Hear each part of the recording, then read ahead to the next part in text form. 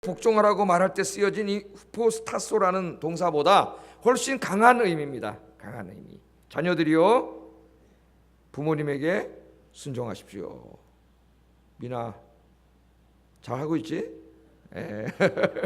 엄마가 저 어디 앉아 있어가지고 이제 어떻게 대답을 해야 되나. 자, 여러분 무조건 순종하라 이렇게 얘기했어요. 그런데 오늘 이제 순종을 해야 되는데 뭐 부모님이 훌륭하신 분이고 뭐 이렇게 나를 잘해줬고 뭐 이래서 순종하라는 어떤 조건이 있는 게 아니에요. 그냥 부모님이니까 순종해야 된다는 거예요. 부모님이니까. 이제 그 좀 이따 또 제가 자세히 뒤에서 말씀을 드릴 텐데 순종하라 그랬어요. 그런데 특별히 그 앞에 좀 하나를 이렇게 단서를 달았습니다. 주 안에서 순종하라 그렇게 말했어요. 이 주 안에서라고 하는 말 때문에 상당히 많은 그 지혜와 적용이 우리에게 필요한 말씀이라고 생각돼요. 우선 눈에 딱 띄는 말씀이 뭐예요? 내가 예수 믿었는데 우리 부모님 예수 믿지 않을 때, 저 고등학교 때, 중학교 때 보면은 부모님 몰래 교회 나오는 애들이 있어요. 교회 못 가게 하니까 도서관 간다 그러고 교회 왔다 도서관 가고 예배 드리고. 근데 이런 아이들이 부모님 교회 가지 마라, 예수 믿지 마라. 그럼 어떻게 됩니까? 이 말. 부모님에게 순종하라 그랬는데 가장 간단하게 이렇게 우리가 생각해 볼 수가 있겠죠. 주님 안에서. 다른 데 있어서는 정말 효자 효녀 노릇하고 착하고 공부 열심히 하고 부모님 기쁘게 해드리는 아이지만 주님 안에서 이 주님을 섬기는 것만큼은 그건 따를 수가 없겠죠. 아마 그 자녀가 그렇게 하면은 교회 다니면 이해해 줄 거예요. 부모님 다른 데서 잘못하기 때문에 교회 다니는 것까지 욕을 먹는 거지. 하여튼 주 안에서 하라 그랬어요.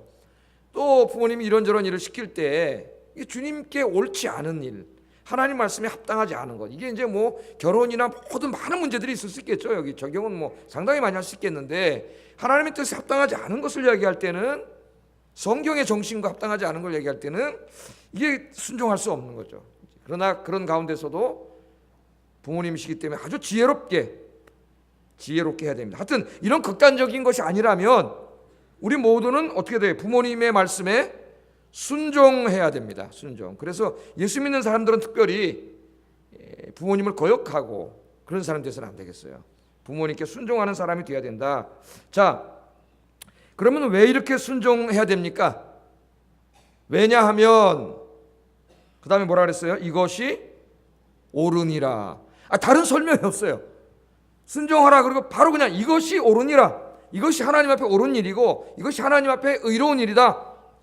딱 그렇게 말씀하십니다. 하나님이 더 이상 뭐 군더더기 두지 않았어요. 부모님에게 순종하라, 이것이 옳다, 이것이 하나님 앞에 옳다, 그렇게 말씀을 했습니다. 자, 이게 무슨 말이냐? 하나님께서 이 우주 만물을 창조하시고 인간을 다 창조하셨잖아요.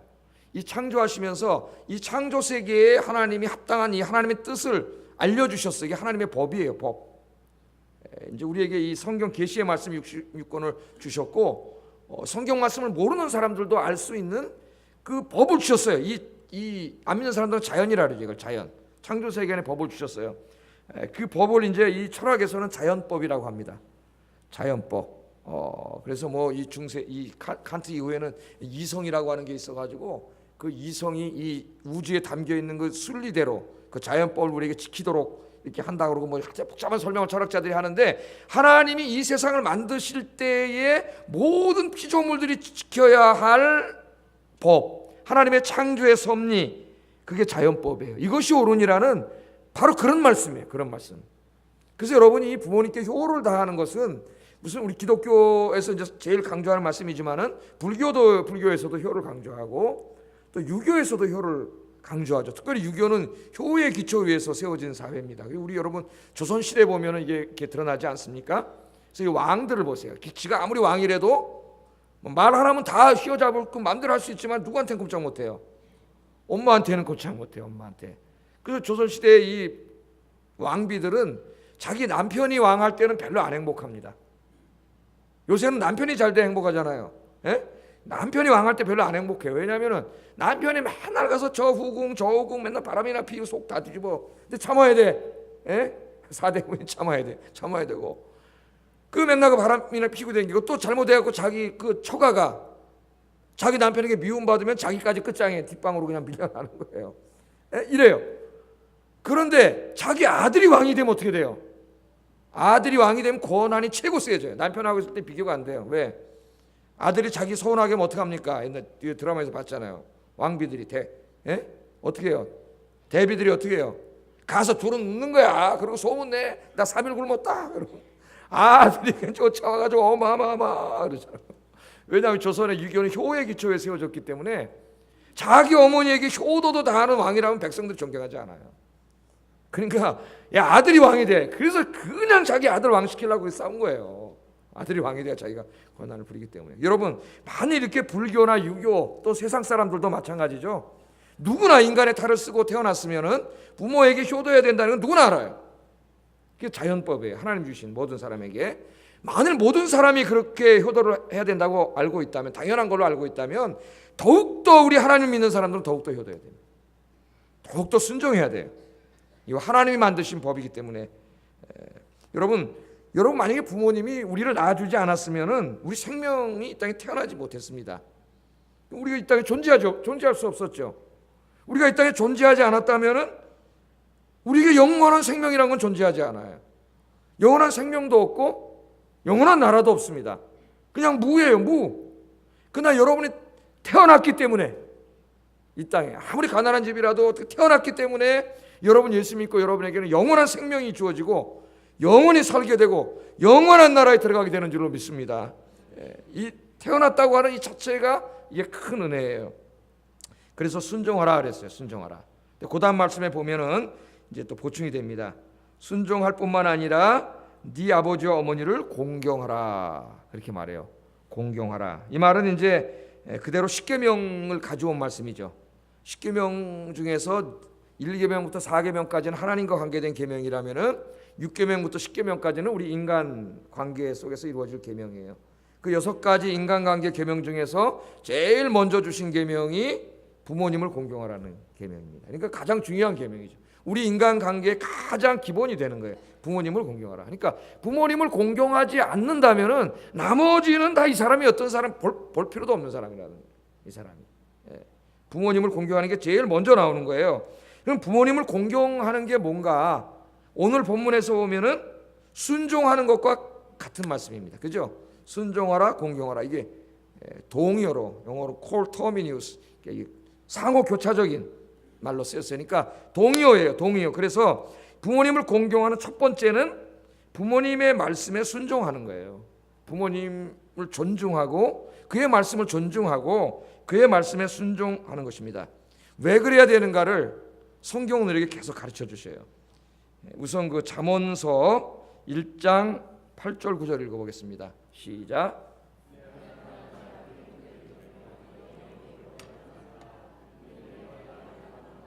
내 목에 금사슬이니라. 아멘.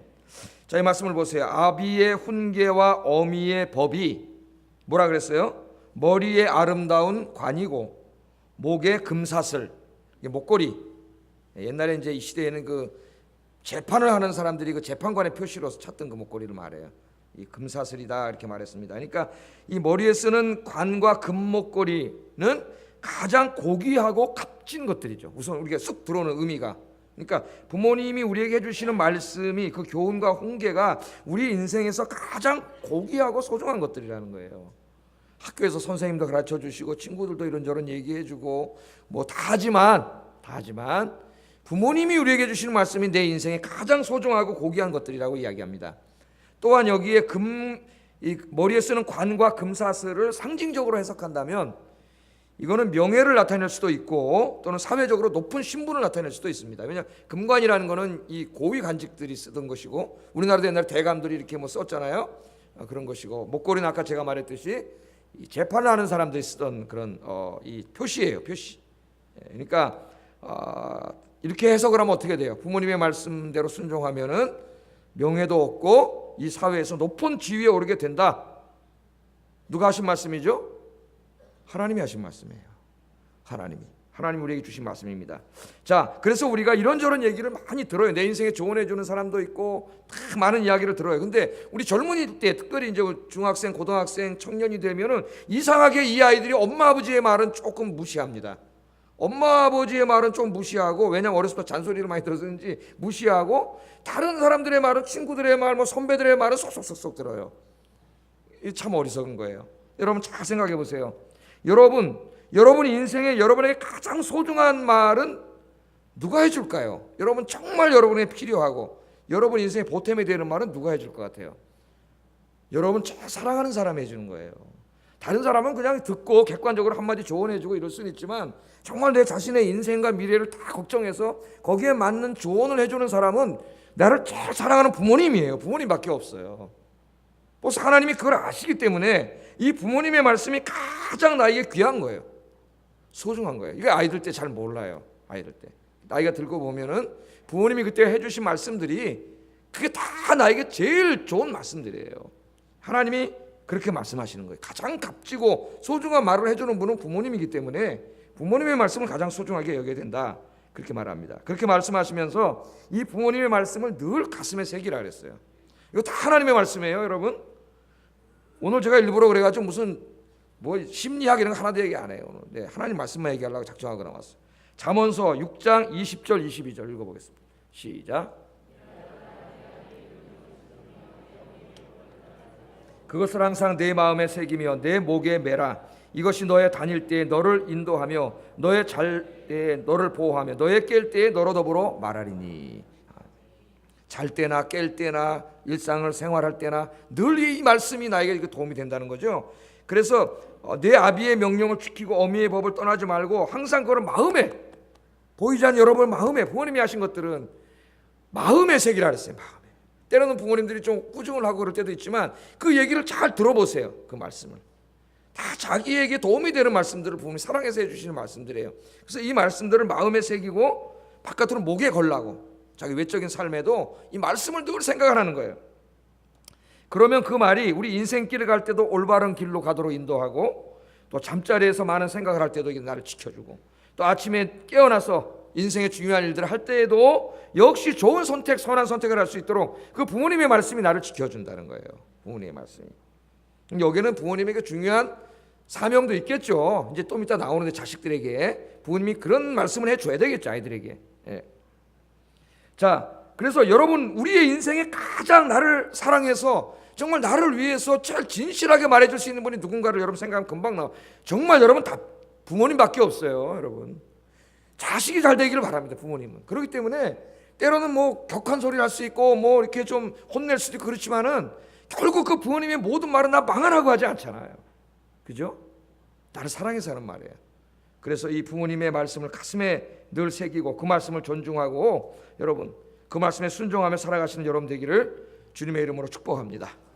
축복합니다. 당연히 그렇게 하라고 하나님이 말씀하셨어요. 자, 그럼 두 번째 이 부모님을 공경하는 건 뭐냐? 두 번째 부모님을 공경하는 거는 부모님을 기쁘시게 해드리는 겁니다. 사실 여기에 다 들어가죠, 효도라는 말이. 그죠? 효도가 뭐예요? 부모님을 기쁘시게 하는 거예요. 근데 우리 효도하면은 우리 모두가 죄인입니다. 사실 저 자신을 포함해가지고 우리 모두가 죄인이에요. 그래서 이 상당하면 제일 많이 우는 사람이 불효자식이라 효를 다하지 못해가지고 부모님 돌아가신 다음에 울지 않습니까? 저도 어머님 돌아가시고 보니까 그때 바빠서 다 챙겨드리지 못했던 게 다 후회가 돼요. 다 후회가 돼. 눈물이 나고. 여러분 후회하지 마세요. 살아계실 때 전화라도 한 번 더 드리고 한 번이라도 찾아가 뵙고 여러분 그렇게 효도하시기를 주의 이름으로 축복합니다. 하나님 말씀 보겠어요. 잠언 17장 25절 읽겠습니다. 시작. 미련한 아들은 아비의 근심이 되고 어미의 고통이 되느니라.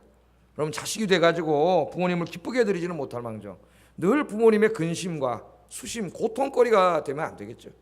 우리가 자녀들이 돼서. 그래서 미련한 자식은 아버지의 근심이 되고 어머니를 고통스럽게 해요. 여러분 제일 큰 불효가 뭐예요? 부모님을 걱정되게 하는 거예요. 부모님 편안하게 살게 해드려야 되는데 부모님을 걱정을 끼치고 고통을 주고 이게 가장 불효한 거예요. 불효. 그거보다 큰 불효가 없어요. 그래서 하나님은 다시 잠언서 23장 22절 24절에 이렇게 말씀을 합니다. 같이 읽어보겠습니다. 시작.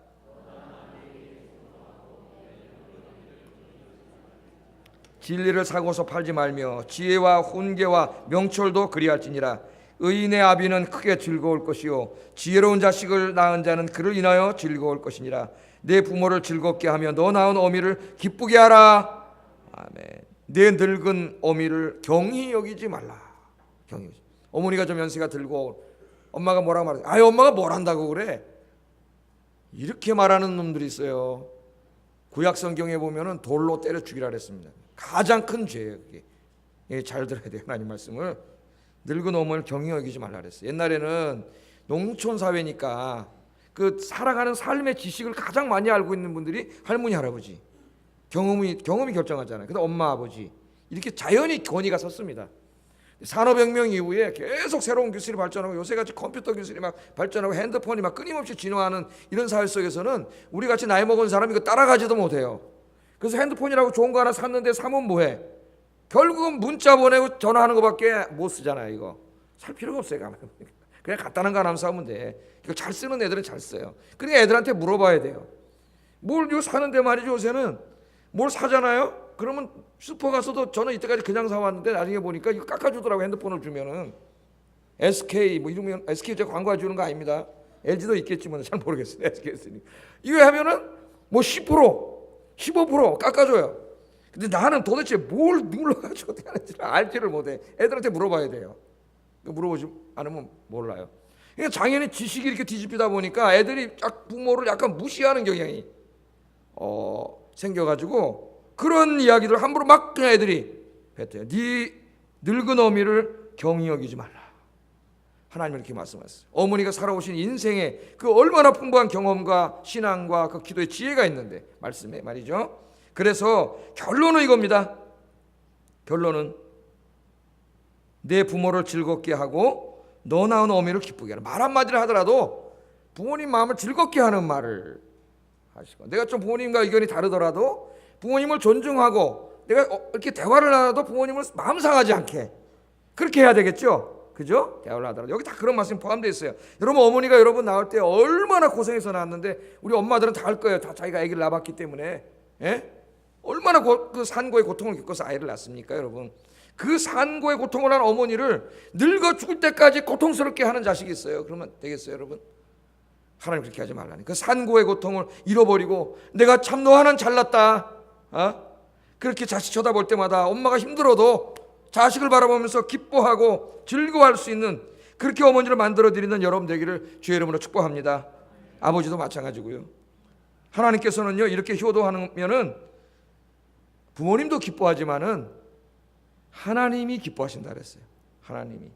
골로새서 3장 20절 읽어보겠습니다. 시작.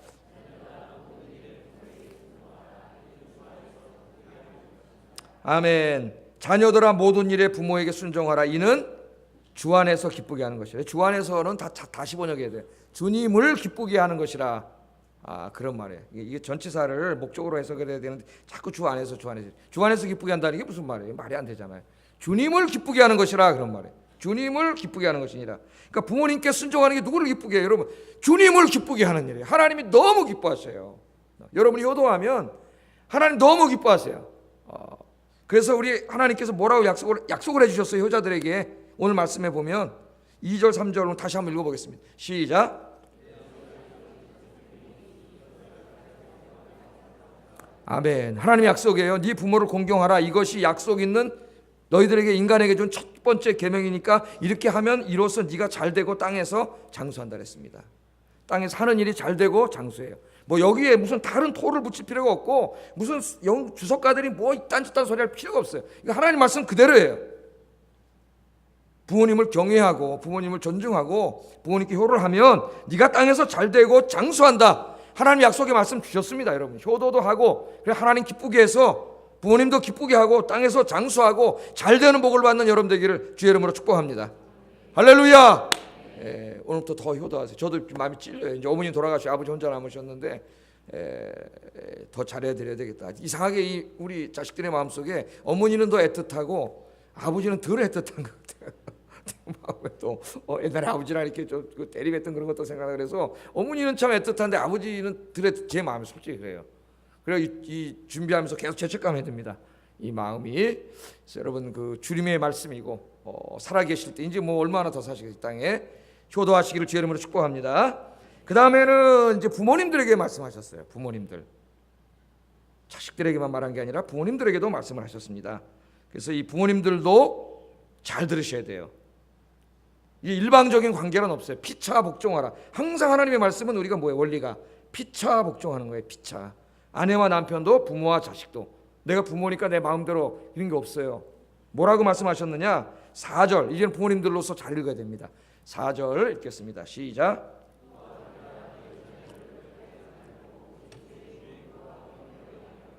예, 또 아비들아. 이게 엄마는 빠진 게 아니에요. 왜냐하면 이 시대에는 자식에 대한 권한이 엄마에게는 없었습니다.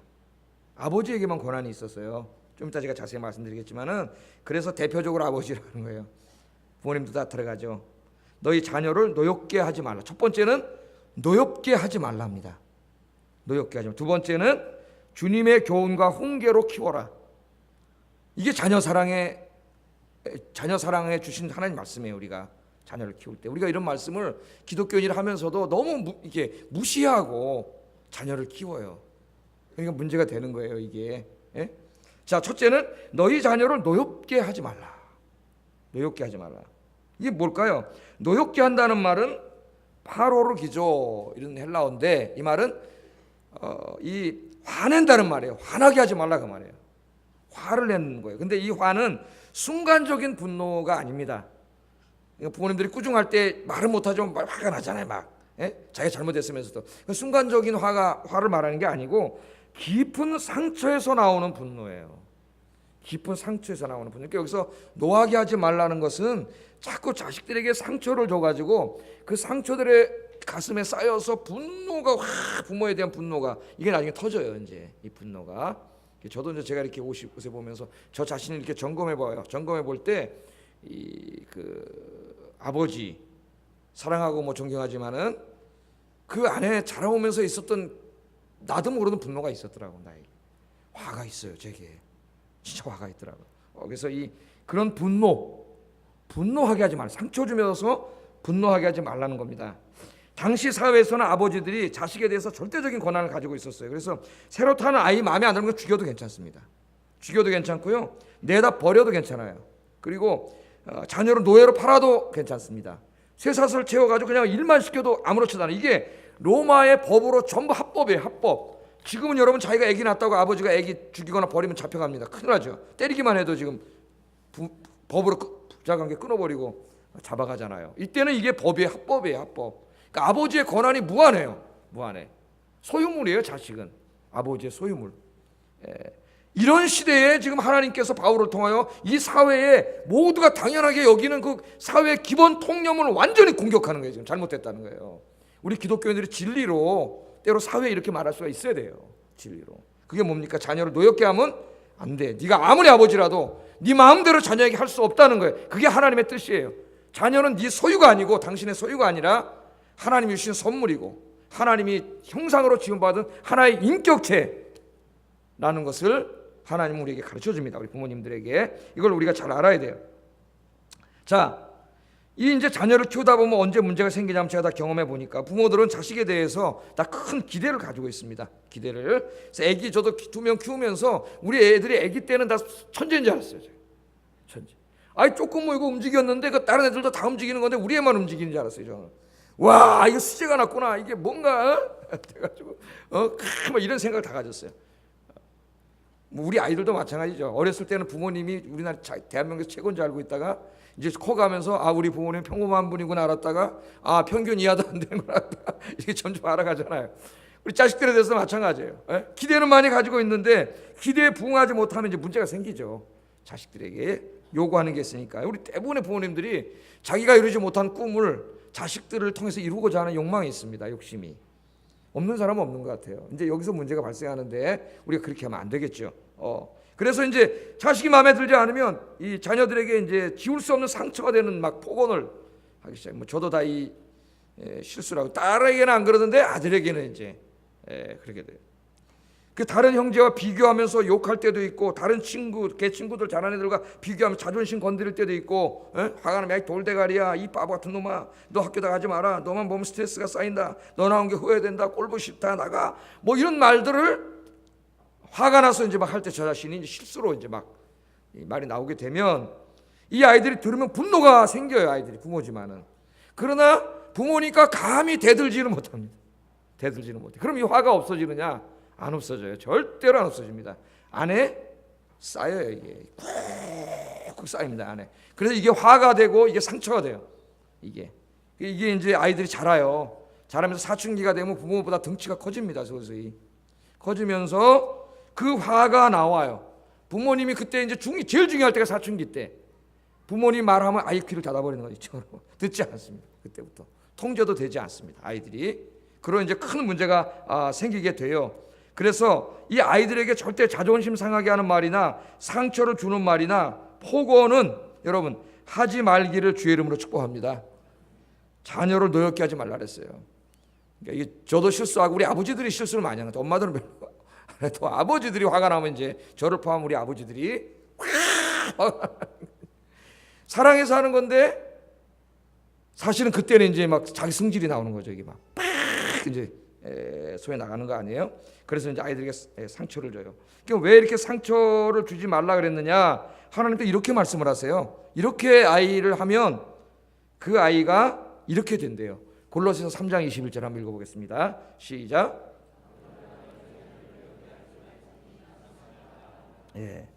아비들아 너희 자녀를 노엽게 하지 마라. 그러면 그렇게 하면 애가 어떻게 된다? 낙심한다는 거예요. 낙심한다는 말은 자신감을 잃게 된다는 말이고 결국 자신에 대해서 낮은 자존감을 갖게 된다는 말이고 그래서 결국 무기력하고 무능한 성인으로 자라게 된다. 이 심리학에서도 이제 다 이야기하는 거죠. 어느 날 자기가 뭘 좀 잘못했는데 거기서 심하게 나무라 하고 굉장히 비하하는 발언을 하면 얘는 부모의 말을 통해서 학습이 돼가지고 자기가 진짜 한심한 인간인 것으로 학습을 하게 된다는 거예요. 학습을. 괜찮은 사람인 줄 알았는데 그래서 나는 한심한 인간이야 이렇게 된다는 거예요. 이 학교에서 이제 이런 일들이 제일 많이 벌어지는데 우리는 중학교 다닐 때 이제 제 친구들 보니까 쟤는 깡패가 아니에요. 우리는 착하라는데 친한 친구들 중에 이 학교에 주먹 쓰는 애들이 많더라고. 그러니까 여자애들도 막 정겨짱이고 그런 애들이 있는데 이제 노는 애들이죠 한마디로. 근데 우리 은우가 그런데 그래요. 걔들이 이제 학교에 가가지고 어느 날은 이제 좀 이렇게 모범적으로 살려고 마음을 먹는데요.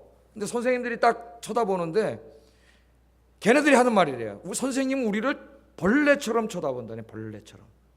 그러니까 선생님들도 속상했겠죠. 애들 자꾸 말썽 피우고 그러니까 이제 그랬겠지만 걔들이 바라볼 때는 그러니까 애들이 관심 갖기 위해서 사실은 선생님한테 관심 받고 싶거든. 공부 잘하는 애들만 관심 가져주니까 그 공부 잘하는 애들만 관심 받으려고 이제 그런 짓도 하는 거예요 사실은. 근데 그럴수록 또 선생님들은 벌레 취급을 하니까 걔들이 그런답니다. 그래 우리는 벌레다. 난 이렇게 살겠다. 그리고 더 그렇게 산다는 거예요. 애들이.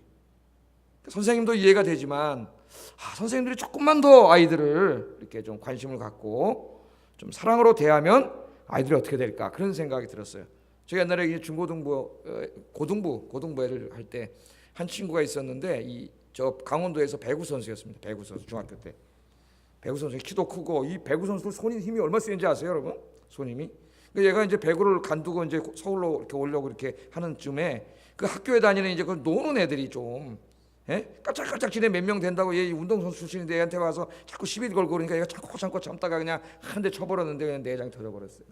얼마 센지. 그러면 저 운동한 사람들 건드지 마세요. 한 방이면 박살나버려 그냥. 그 얘가 이제 학교도 퇴학당하고 그래서 이제 왔다가 친구 따라 우리 교회 왔는데 너는 꿈이 뭐냐? 내가 물어봤더니 동대문시장에서 옷장사 할 거야. 자기의 꿈이래요. 야 네가 아무리 옷장사 해도 이거 맞아. 고등학교 나와야 되니까 검정고시를 봐라. 이렇게 얘기를 해줬더니 덩신이 많은 놈이 눈물을 뚝뚝뚝 떨고 울어요. 울어. 이게 뭐냐면은 자기 인생에 누가 이렇게 한 번 더 따뜻하게 걱정해 준 사람이 없었어. 이때까지. 아직 중고등학생들이 어리고 착해요. 겉으로 막 주먹질하고 이런 게 나타나지만은 얼마든지 잡아줄 수 있어요. 사랑하는 사람 주변에 있으면은 학교에서 좀 이런 일들이 물론 훌륭한 선생님들도 있습니다. 제가 다 그렇다는 건 아니에요. 보편적으로 지금 제가 말씀을 드리는 거예요. 이게 얼마나 좋을까 그런 생각이 들었어요. 자녀들을 노엽게 하지 말라. 그가 낙심한다. 낙심해. 그게 낙심해버려요. 자기가 형편없는 존재로 자기에게 자꾸 학습이 되는 거예요. 그래서 우리가 그렇게 하면 안 된다는 거예요. 자녀를 낙심하니까. 저는 이제 아이들이 많이 다 컸는데 한참 키우는 분들은 저의 실수를 답습하지 마세요. 목사도 실수해요. 그러니까 여러분 기도를 많이 하세요. 기도를 많이 하셔야 돼요. 자, 특별히 우리 결혼한 자녀를 두신 부모님들도 있습니다. 그래서 이제 결혼한 자녀를 두는데 결혼 생활이 행복해질 수 있도록 우리 부모님들은 이제 뒤에서 이렇게 조력자가 되어 주셔야 돼요. 그러니까 품 안의 자식이 아닙니다. 이제 결혼하면 하나님께서는 부모를 떠나 둘이 한 몸이 될지니라 그랬어요. 부모를 떠난 거예요.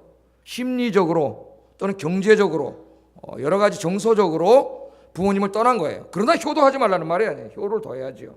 이것은 독립된 거예요. 그러므로 내가 시집살이 많이 했다고 해서 며느리도 그렇게 하지 마시기 바랍니다. 근데 우리 인간이요,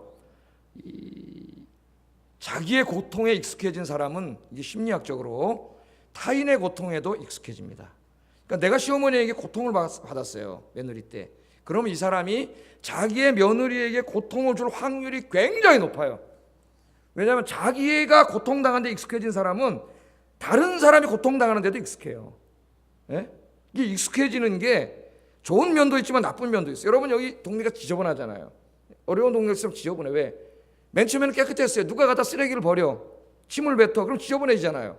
그러면 그 다음에 맨 처음에는 왜 이렇게 지저분하지 그러고 다니다가 그 다음부터 자기도 침 뱉고 쓰레기 버립니다. 거기다. 왜? 지저분한데 익숙해지는 거예요. 그래서 동네가 익숙해지는 거예요. 그게 유명한 깨진 유리창 이론이에요. 유리창을 누가 맨 처음엔 조금 깨고 갔는데 그걸 내버려 뒀더니 그 다음에 갖다 침 뱉고 쓰레기 버리고 오줌 누고 우범지대가 됐다는 거예요. 그래서 여러분 뉴욕의 그 할렘가가 뭐 완전히 무섭잖아요. 지하철을 탈 수가 없어요. 범죄가 더 심해가지고. 뉴욕이.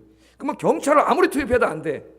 그런데 뉴욕에 새로 당첨된 시장이 뭘 했어요? 지하철 청소를 하기 시작했어요.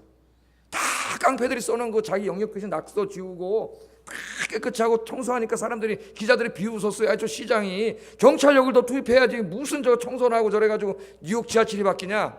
근데 여러분 그걸 다 지우고 예술가들을 동원해서 거기 아름다운 그림을 그리고 다 환경을 아름답게 하니까 놀랍게도 뉴욕 지하철의 범죄가 사라졌다는 거 아닙니까?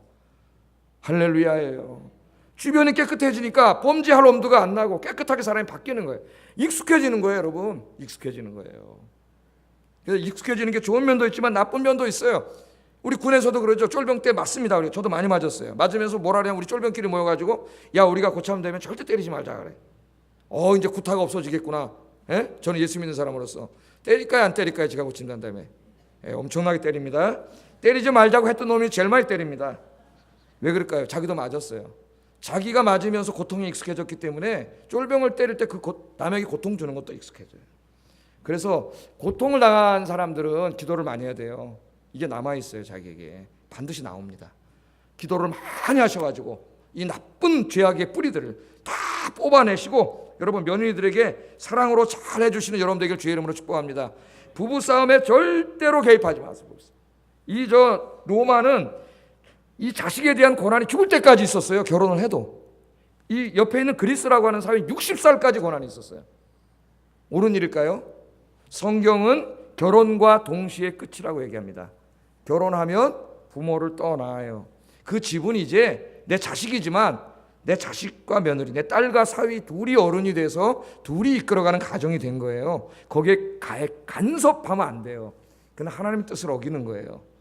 부부싸움 한 다음에 일르지 마세요. 엄마한테. 엄마 누가 그랬어.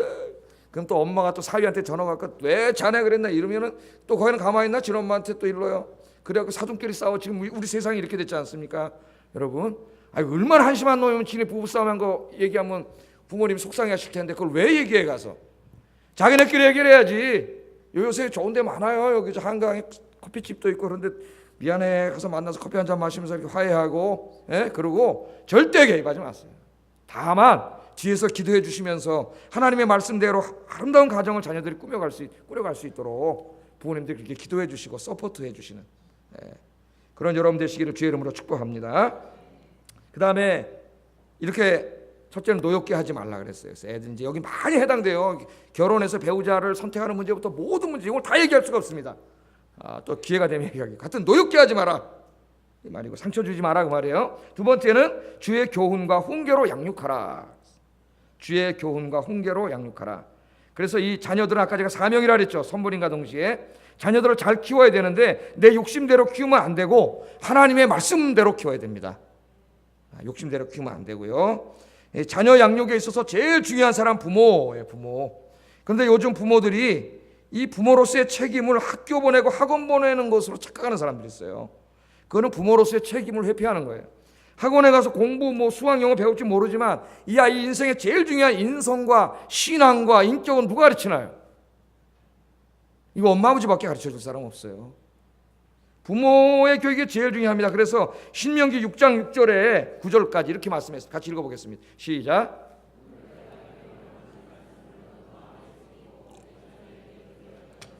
집에 앉았을 때든지 길을 갈 때든지 누워있을 때든지 일어날 때든지 이 말씀을 강론할 것이며 너는 또 그것을 내 손목에 메어 기호를 삼으며 내 미간에 붙여 표로 삼고 또 내 집 문설주와 바깥문에 기록할지니라. 아멘. 자녀들을 말씀으로 키우려면 먼저 부모가 말씀으로 무장해야 됩니다. 그래서 첫 번째 뭐라 그랬어요? 내가 내게 명하는 이 말씀을 먼저 네 마음에 새기고, 부모님들이 말씀을 묵상하고 그 말씀을 자기가 마음에 새겨서, 자기 마음에 말씀이 없는 부모가 뭘로 말씀을 가르쳤어요? 자녀들에게. 먼저 부모가 말씀으로, 말씀 묵상으로 그 말씀을 가진 다음에 이 말씀으로 부지런히 자녀들에게 부지런하게 가르치라 그랬어요. 말씀으로. 그래서 하나님 말씀으로 아이들이 잘 자라야 됩니다. 공부만 잘, 수학만 잘하고 영어만 잘하고 그래가지고 뭐 하겠어요? 말씀으로 키우라 그랬더니 애들한테 뭐래? 야, 너 공부 열심히 해. 공부해서 남 주냐? 너 잘 되라고 하는 거야. 너 나중에 돈 벌어 잘 살아. 말씀대로 키운 거예요? 아니에요. 마귀의 말씀대로 키운 거예요. 이렇게 말하는 부모들이 대부분 실수하는 거예요. 언제 하나님께서 너 공부 열심히 해서 돈 벌어가지고 너 잘 살고 돈 벌고 너 혼자 잘 살라 그랬어요? 어떻게 해야 돼요? 너 열심히 공부해. 그래서 네가 사회에서도 훌륭한 사람도 되고 돈도 벌어. 그래서 네가 이것을 하나님의 영광을 위해서 쓰고 어려운 이웃들 도와줘야지. 그렇게 해야지 말씀대로 키운 거예요. 그렇게 돈 벌어서 남 주고 공부해서 남 주고, 우리는 공부해서 남 주냐? 남 주기 위해서 공부하도록 가르쳐야 됩니다. 어려서부터. 안 그러니까 교회 다니면서 나중에 돈 벌고 송구하고 출세하면 뭐예요? 지밖에 모르는데 하나님을 위해서 쓸지도 모르고 자기밖에 모르잖아요. 자기밖에. 하나님의 말씀으로 잘 가르쳐야 돼요. 이렇게 가르쳐 놓으면은, 어려서 가르쳐 놓으면 이 아이가 평생이 간답니다. 잠언서 22장 6절 읽어보겠습니다. 시작. 아멘. 마땅히 행할 길이 뭡니까? 한 인간으로서 내가 살아가야 할 마땅한 인간의 도리예요. 특별히 그리스도인으로서 이 땅에 살아가야 될 마땅한 도리를 가르치세요. 이건 학원에서 못 가르치는 겁니다. 학교에서 못 가르치는 거예요. 이거는 엄마 아버지가 신앙으로 가르치고 교회에서 목사님이나 가르쳐주는 거예요. 인생의 바른 길 엄마 아버지가 가르쳐줘야 돼요. 말씀으로 아이들이. 그러면 늙어서도 떠나지 않는데요. 늙어서. 우리말에도 3살 버릇이 언제까지 간다고요? 여든까지 가요. 나쁜 버릇도 여든까지 가지만 좋은 버릇도 여든까지 가요. 이것을 가르쳐놔야 돼요. 자, 그런데 자녀들이, 부모님들이 이렇게 말씀을 가르치는데도 그 말씀에 어긋나게 할 때는, 아까 노하게 하지 말라 그랬던 하나님께서 사랑의 매를 들으라 그랬어요. 이건 노하게 하는 것과 달라요. 상처를 주는 게 아니에요. 내가 화나가지고 랩트를 알려가는 거는 상처를 주는 거지만, 내가 부모로서 그 정당한 체벌을 가는 건 상처를 주는 게 아니에요. 잠언서 13장 24절 읽어보겠습니다. 시작. 자식을 사랑하는 자는 근실이 징계하느니라. 그러니까 여러분, 매를 아끼는 자는 자식을 미워하는 거래요. 내가 화나서 때리는 게 아니고, 이 아이가 하나님의 말씀이 어긋나는 길로 갈 때에는 이걸 바로 잡아야 되는데, 그때 바로 잡아야 때로는 사랑의 매를 들어야 된다는 거예요. 사랑의 매를. 그렇게 얘기하는, 그렇게 매를 들지 않는 사람은 자녀를 미워하는 자라는 거예요. 계속 방종한 길로 가니까. 그래서 잠언 22장 15절 읽어보겠습니다. 시작.